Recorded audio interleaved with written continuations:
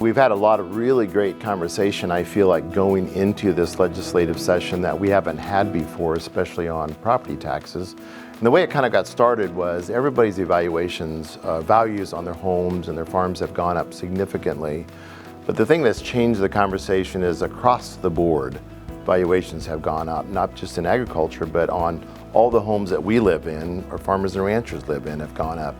And so the question was, we got to do something about it. That's the question that's been posed to us for sure. And so as we've gone through the tax conversation, we've decided collectively, being on the tax committee with the governor, that we need to stop this continuing march forward on property taxes. First of all, we need to broaden the base. And so one of the ways we can do that is to increase sales tax. Now, the reason we're looking at sales tax is because in the balanced kind of stool of taxation, that's the least amount that we actually tax. And so when you look at balancing that out for good tax policy, that's the place that we look. So looking at increasing the sales tax, that'll bring in about $450 million. Then we're also looking at some exemptions that are kind of across the board. Again, the goal of generating more sales tax collections is to replace property tax dollars that are being used to fund schools and local governments. So we can effectively lower property tax collections and keep schools and local governments whole. But one of the things that we're really confident about saying no to is taxing repair parts, because we agreed together that good tax policy is not taxing inputs.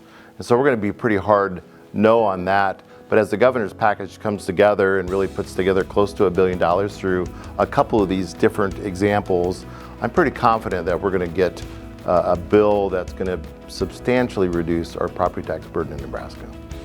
A couple of bills this week are components of really rolling back our tax asking of property taxes. So one of the bills I'm going to testify on is the kind of the mechanics of how to do that. And it really is, as taxes go up, if they go up in a given year, we need to roll that back the same amount and reduce our levies. So that's one of them. And I will be testifying on that we should not be taxing ag repair parts. You know, Nebraska agriculture is a business, and it's one of the largest businesses in Nebraska.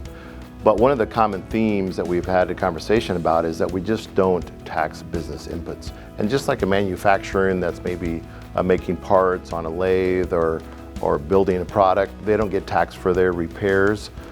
We would agree that in agriculture we shouldn't be taxed for business inputs, of which repairs would be a business input for us. But overall, for the most part, we're going to be supporting the governor's package and ensuring that in long term we're going to have success this year.